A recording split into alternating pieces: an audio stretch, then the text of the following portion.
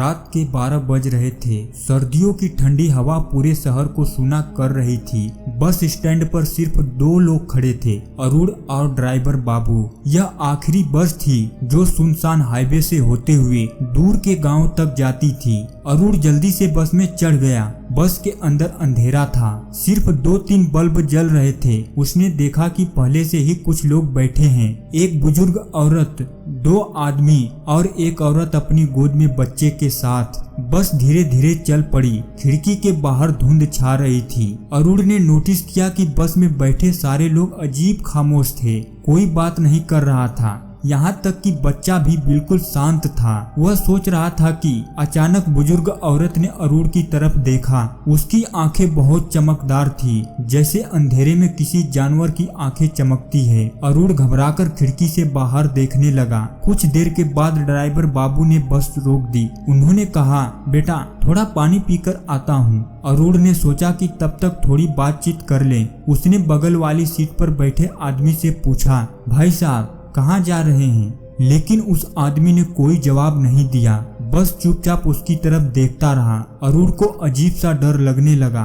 बस जैसे ही दोबारा चली, अचानक झटका लगा और अरुण की नजर सामने वाली औरत पर पड़ी, जो बच्चे को गोद में लिए बैठी थी। अरुण का दिल जोर जोर से धड़कने लगा, क्योंकि उस औरत की गोद में कोई बच्चा नहीं था। वह सिर्फ हवा को झुला रही थी, जैसे गोद में बच्चा हो। अरुण कांप गया। उसने देखा कि धीरे धीरे बाकी सभी मुसाफिर उसकी तरफ मुड़कर घूरने लगे। उनकी आंखें अब इंसानों जैसी नहीं थी, लाल और खोखली। अरुण चीखने ही वाला था कि अचानक ड्राइवर बाबू ने बस रोक दी और जोर से चिल्लाए, भागो बेटा भागो। अरुण समझ नहीं पाया, लेकिन दरवाजा खुलते ही बाहर कूद गया। उसने पीछे मुड़कर देखा, बस वहीं खड़ी थी, लेकिन उसके अंदर कोई नहीं था। सारे लोग गायब। कुछ ही सेकेंड में बस खुद ब खुद स्टार्ट हुई और घने अंधेरे में गुम हो गई। अरुण हाँफते हाँफते गांव पहुंचा और वहां के बुजुर्गों से सब बताया। गांव के एक बूढ़े ने धीरे से कहा, बेटा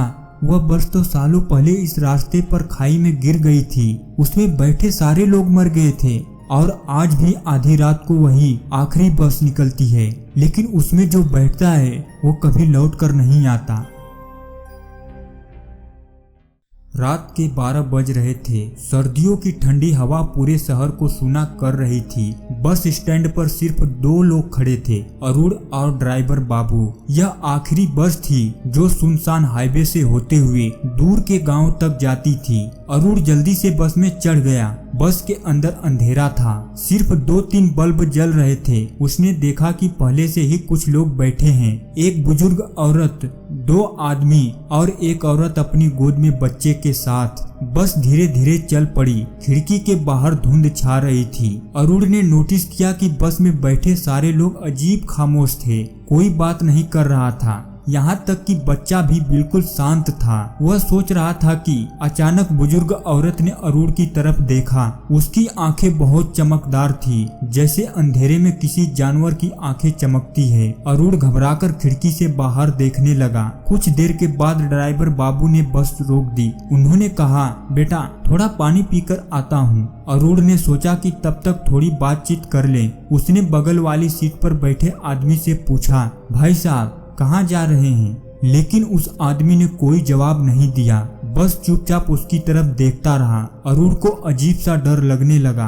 बस जैसे ही दोबारा चली, अचानक झटका लगा और अरुण की नजर सामने वाली औरत पर पड़ी, जो बच्चे को गोद में लिए बैठी थी। अरुण का दिल जोर जोर से धड़कने लगा, क्योंकि उस औरत की गोद में कोई बच्चा नहीं था। वह सिर्फ हवा को झुला रही थी, जैसे गोद में बच्चा हो। अरुण कांप गया। उसने देखा कि धीरे धीरे बाकी सभी मुसाफिर उसकी तरफ मुड़कर घूरने लगे। उनकी आंखें अब इंसानों जैसी नहीं थी, लाल और खोखली। अरुण चीखने ही वाला था कि अचानक ड्राइवर बाबू ने बस रोक दी और जोर से चिल्लाए, भागो बेटा भागो। अरुण समझ नहीं पाया, लेकिन दरवाजा खुलते ही बाहर कूद गया। उसने पीछे मुड़कर देखा, बस वहीं खड़ी थी, लेकिन उसके अंदर कोई नहीं था। सारे लोग गायब। कुछ ही सेकेंड में बस खुद ब खुद स्टार्ट हुई और घने अंधेरे में गुम हो गई। अरुण हाँफते हाँफते गांव पहुंचा और वहां के बुजुर्गों से सब बताया। गांव के एक बूढ़े ने धीरे से कहा, बेटा